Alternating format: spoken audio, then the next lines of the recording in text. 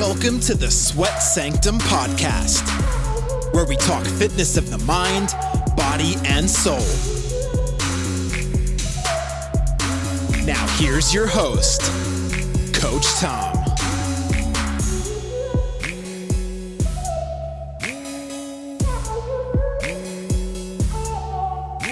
What's up, y'all? Coach Tom and Coda here. How's everybody doing today? It is a beautiful Wednesday here in Central Florida. Wednesday is always a good day in my house because it is Survivor night. We are big Survivor fans. We got a two-hour show tonight, so we are pumped. Kim and I, we're chit-chatting with my mom up in Connecticut. Big family fans. My mom, my dad, and Kim and I, huge Survivor fans. Lifelong dream of me to get on there. But, that's a little bit about what's going on today. Yesterday, I had an awesome outside workout. It was about 85 degrees. Sweated my face off. Lost probably about 5 pounds of water. And we're going to get to that in a little bit. And just really killed myself outside. It was a great workout. I was riding the struggle bus a little bit last week. And it was nice to get back in the flow. Today, I got a late start on my workout. I was training a couple people. And didn't start working out until about noon, so I opted to stay inside today. My shoulders were feeling a little burnt, so we did a little shoulder press work. I'm limited by my dumbbell selection, so I went a little higher on the rep count today and really just burned them out. Got a good pump after my presses, went into laterals, flies, front raises, just really annihilated the shoulders, so that felt pretty good. And I'm definitely gonna get some good results out of this week's workouts.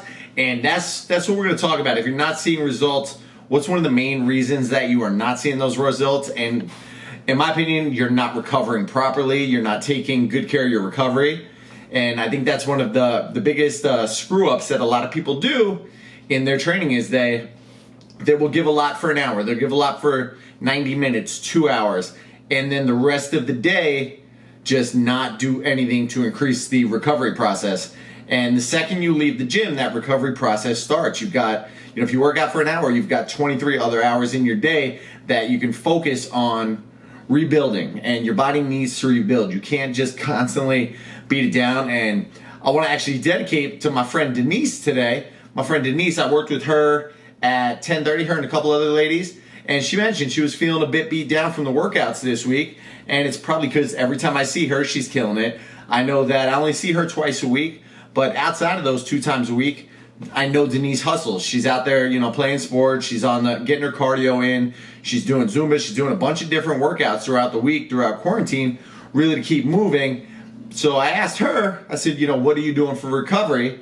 And there wasn't much there. So, we went over some techniques that she can use outside of the hour that I'm with her to get stronger in the rest of the week and really maximize on her recovery. So that's what we're going to talk about today. Recovery processes. You can train as hard as you want, but you need to recover even harder, in my opinion. So my top eight tips really is what we're going to go over today. And, some of them range from the simple small things that you should be doing already to things you can incorporate later on, as advanced recovery techniques. So number one, this goes without saying, eating. It's amazing that a lot of people don't realize eating is part of your recovery process. And what you eat is going to help your body rebuild your muscles. So if you're eating a bunch of garbage, don't expect to get great results. You cannot out-train a bad diet. I cannot say that enough. So many people will try to just work it all out and then go eat a pizza after. And the body just doesn't work like that. You've got to feed it the right nutrients so that it's able to rebuild. And primarily, you're looking at carbohydrates when you're talking about the rebuilding process. Adding in carbs so your muscle can rebuild. You cannot just continuously break down muscle and then not give it any kind of carb to rebuild itself. And the same goes with protein.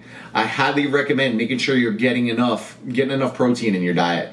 And it varies for everybody. Depending on how much you work out. But a good rule of thumb is 0.8 to 1.2 grams per pound of body weight.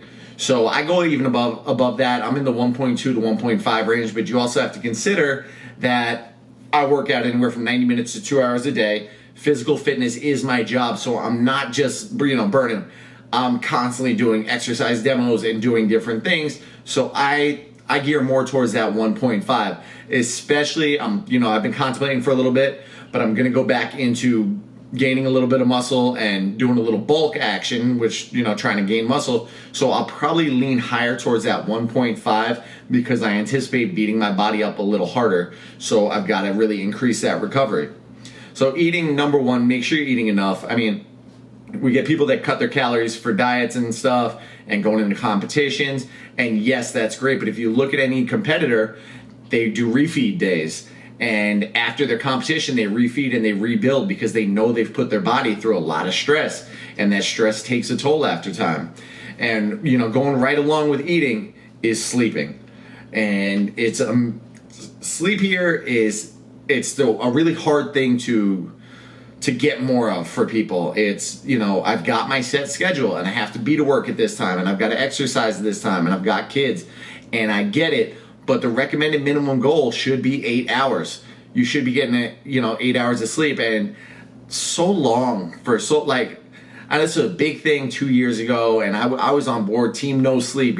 Go to bed at 11, get up at 4:30 so I can be to the gym by 5 and hustle and go kill it. And you're not going to get the results if you're not giving yourself sleep. And there's a reason for that. When you sleep, you work out hard, but when you sleep, your body is hard at work recovering everything you've done.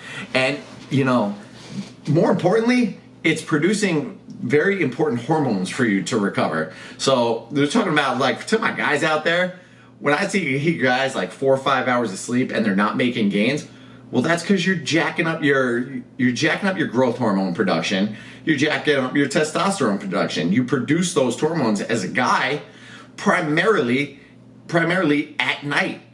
How many of you guys out there wake up, you feeling a little excited? You know what I'm talking about? You wake up and you're like, look down. Whoa, hey, what's going on? I'm wide awake here. You get a little morning wood action.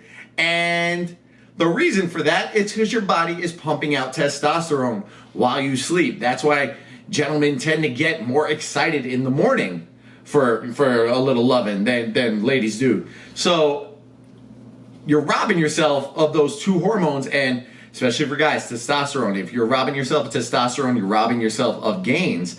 And you make sure you're getting sleep. If you're sleeping 5 hours, shoot for 6. If you're sleeping 6, shoot for 7. If you're sleeping 7, shoot for 7.5. Just try to get a little more than what you're doing now, and you're going to increase your hormones. You're going to increase your recovery, and sleep is so important and so slept on, y'all. Sleep is so slept on. And this is the holy trinity right here. Eat, sleep, and drink. Hydration. So any of my people out there know I walk around, if you're watching the video, I walk around with a giant 40-ounce jug of water. My wife hates this thing. It doesn't fit in the cup holders in the car, but it's essential. I beat myself up for 90 minutes a day, 2 hours, and I got to make sure I'm getting in enough water.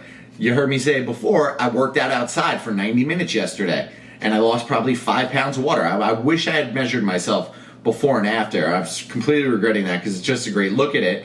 And now I chug down water. This is 40 ounces. I shoot for at least a half gallon every day, and that's on non-training days. I'm more in the gallon to gallon and a half range. By the time I take in all my liquids, I mix in a couple of recovery drinks, protein. I'm getting water in there. But what water's going to do, it's going to help with your digestion, meaning all that protein that we were talking about before, it's going to go to good use. You're going to just keep your digestive processes clean. I got to get mine in right now. I'm drinking my water right now. But if you're not drinking enough, at least shoot for a half a gallon. But more so, look for a bigger glass and try to get in at least a gallon every day. Stretching. I'm a coach. I see people constantly rush out of workouts and say, oh, I got to get to work. I don't have time to stretch. Or I'll stretch later. I know what I'll stretch later means. I'll stretch later, coach. I know what that means. You were not going to stretch later. Don't you lie to yourself. Don't lie to Coach Tom. So, you got to stretch after you work out. We're breaking down muscles, and now we want to lengthen them. Now that they're broken down, they're warm, we're going to lengthen those muscles. It's going to increase our range of motion. That's going to increase your performance and your flexibility. Decrease the likelihood of you injuring yourself. And that's one of the most important things for me, is that you decrease that likelihood of injuring yourself. You're also going to improve the blood flow to the muscles that are being stretched. So what's that do? More blood going to the muscles that are being stretched, more nutrients going. More nutrients from that eating, from that protein you're taking, going towards those muscles and increasing the recovery process of them. So why wouldn't we want to take that extra 2 minutes at the end of your workout just to stretch at least the muscle groups you work? You know, and if you sit at the desk every day, you need to be doing a stretch workout. There's plenty of them online where you take 10, 15 minutes to just combat. I sit here right now and I'm going to get out of this chair after I chat with y'all, and I'm going to stretch out the muscles that are affected by sitting. You see my posture is like terrible right now because homeboy's ready for another nap. But you got to stretch. Number 5. Massage and foam roll. Now I know massage is hard, especially right now we're in quarantine. You don't want somebody rubbing their grimy hands all over you. But you know, when we look at massage, we're looking at ways to break the knots and release the tension. So you can do that with a foam roller. You order one on Amazon. I've got 2 here, but you're just breaking things down, breaking down all that nastiness, all that scar tissue, and you're gonna stretch it out after to increase your flexibility. So not only was that gonna break down all the nastiness, but it's gonna reduce your stress a little bit. You ever get a good massage, you come out of there feeling like $1 million. I want to say, just looking around the room right now, I have, I think 6 or 7 things in my eyesight right now. I've got 2 foam rollers, I've got a Theragun, I've got a Graston tool which scrapes. I've got a tennis ball on the other side of the room. So I'm at 5 things right now that I use for various massage therapies. The Theragun's phenomenal. The Graston tool I don't recommend. If you're somebody who's new to it, probably shouldn't go and scrape your neck or scrape, but I know where I've got some scar tissue from a surgery, so I kind of scrape that out. I tear out all the nastiness, and then I stretch. A great combination is those last 2, massage, foam roll, and stretch along with it. So if you're foam rolling your hamstrings, make sure to get a good deep hamstring stretch after. You're breaking it down, and now you're going to stretch it out, loosen it up, and that's gonna help the recovery process as well. Next, number 6, I think we're at, is going to be take a freaking rest day. Take a rest day, or, even better, is an active recovery day. I know so many people, back to team no days off, that just do not like to take rest. No, I work out 7 days a week. You look like garbage. You work out 7 days a week. I'm sorry to say it, but you can't beat your body up at 100% full bore 7 days a week, 365 days a year, and not expect to get injured. I mean, it's absolutely insane that people think it doesn't make you a badass. I'm like, every athlete takes a day to recover. You don't think NFL players are working out the day after a football game? No, they take Monday to recover and they get back in the gym on Tuesday and they get back at it. I mean, you can't push yourself to the limits every day and expect yourself to recover. Does not mean you have to be lazy, is number 2 here. You don't have to be lazy.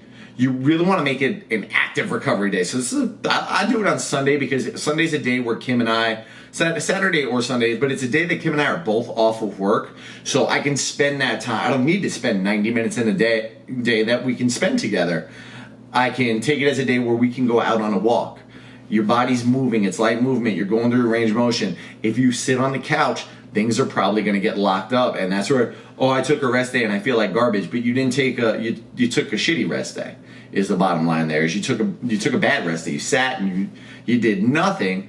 Keep your body moving, but don't put any impact on it. Don't put any stress on it. Go outside, go for a walk, get in touch with nature, go to the beach, go out to a park, go on a hike. Go see things that really get you going, and what that's going to do is going to increase your endorphins and your serotonin, and you're going to feel good. And back to hormones, like we were talking before, we want to increase those happy hormones because they're going to decrease your stress levels, and that's number 7. It's reduce your stress levels. Things like what we just talked about, going out and walking and hiking, decrease your stress levels. That's going to increase your recovery. You're going to feel a lot better. It's amazing that people will work out for an hour every day in an attempt to decrease their stress levels from 8 hours of work. Well, your 1 hour a day does not make up for your body producing catabolic hormones, because that's what happens when you're stressed. Your body, we talked about testosterone, we talked about growth hormone, good hormones. Bad hormone is going to be your catabolic hormones, the ones that stress you out. So we start getting those catabolic hormones, and they're going to stress you. They're going to make you feel miserable. You're going to feel beaten down, worn down, and that's not good. Your whole body, it's a cascading effect where it's going to affect everything you do, and you have to get rid of those stress levels. There's a lot of ways to do that, but rest and digest is what I like to think of. There's a very strong reason that 90% of the studio gyms I've been to, and I try, like I said, I've tried everything out. I purposely try out all the competition so I can know what they're doing. I can see what they're doing right, and I can learn from them. And everybody does one thing the same. They dim the music down, they dim the lights down, and they take you through a rest and digest. So what that's doing is putting your body back into a parasympathetic state. It's taking you out, especially if you got high intensity interval training. You've got everything you want. You've got loud music, you've got coaches yelling at you, you're running. Everything is just firing. And it's great. But after that hour, your coach is trying to bring you back down before you leave. It's trying to, because your body can't live on fire the whole time. We're trying to take you back to that parasympathetic state, and we want to start that's why we don't want people to leave before you stretch, because we want to start the recovery process before you even leave us, because we know the value in you starting that recovery process and bringing your body back to normal. That way you can attack next time you come see us. So rest, digest, reduce your stress. Big thing. 10 minutes of deep breathing. If you have time after a workout, if you're not somebody who goes right to work, deep breaths, 3 counts in, 3 counts out. Slow it down. Bring your body, no music, no distraction, and 10 minutes of that is going to reduce your stress levels phenomenally, and it's going to increase your recovery. Another one that is my last one, number 8, is going to be cold therapy. So cold, there's good and bad in cold. So I know a lot of people, there's the rice method. So rest, ice, compression, and elevate when you have an injury. So there's been a lot of studies showing that icing after an injury is not really the best thing to do, because you do want your body a little bit inflamed. You're working out, you're breaking things down, so the inflammation process starts the recovery. But I think cold therapy, I think ice baths and cryotherapy. So, cryo, I swore by it for quite some time.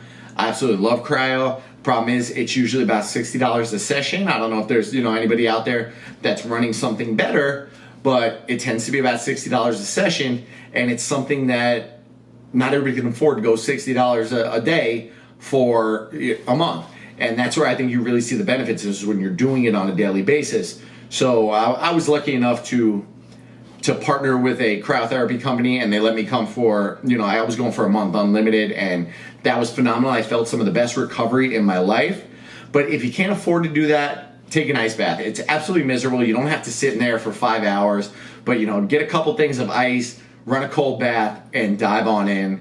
It's going to suck for like 3 minutes. You'll get over it, and you're going to feel a lot better. But it's going to really kickstart that recovery process. I mean, benefits on cryotherapy and ice baths. You're gonna, again, back to hormones. Hormones are so important. You've got 2 types of hormones: your anabolic hormones, again, the testosterone, growth hormone, and then you've got your catabolic hormones. The catabolic ones are the ones we really want to try to reduce. And what cryo does, it's going to increase those anabolic, and it's going to decrease those catabolic hormones. So your muscle building hormones, the anabolic ones, that's what we want to increase, and that's going to happen when you get into an ice bath or a cryotherapy. You're also going to promote lean muscle mass growth. So main goal for most people is lean muscle mass growth. Some words are getting me today. I'm not talking about getting jacked. If that's your goal, you're going to do that. But I know a lot of ladies, when I say we want to build lean muscle, no, I don't want to get jacked. That's not what I'm talking about. I'm talking about the lean muscle, that tone. I want to get toned. Yes, lean muscle growth is what we're looking for there. It's going to reduce that inflammation, like I said before, and reducing inflammation is good. You don't want your body to be in a constant state of inflammation. It's terrible for you. But you need a little bit after your workout, and then you do an ice bath. It's going to kind of reduce that inflammation. It's going to be a little bit soothing, and it'll take away some of that pain. And even the best, bring him back to sleep. every night, and I'm a notoriously terrible sleeper. I wake up multiple, probably because I'm drinking, all the water in the world, but I'm a notoriously bad sleeper. So cryotherapy, when I did that 1 month unlimited, I slept like a baby. It was the deepest sleep I've ever had. I think that's part of the reason why I recovered, but you're going to get better. You're going to get deeper sleep. You're just going to feel good. So those are my top 8 things you can do from recovery. And like I said, it starts at the top, eat, sleep, drink water, and those are going to be your baselines. After that, add in that stretching, add in foam rolling, making sure you're reducing your stress levels, active recovery days, and getting that cryotherapy. But you don't have to do it all. Everybody thinks you got to do it all, but start at the top. Numbers 1, 2, and 3. Work your way down to add 4, 5, 6 in. If you can add 7 and 8, even better. You're going to feel even better. If you're working out hard, these methods are going to help you recover, and they're going to help you rebuild a lot stronger. And that's my goal for y'all, to recover, to rebuild, and feel better at the end of the day. You can. Trust me, I lived the life for so long where I beat my body up, absolutely destroyed myself, and I felt like shit. I had aches, pains, things hurt every day. I literally have a foam roller right here. It sits right next to me.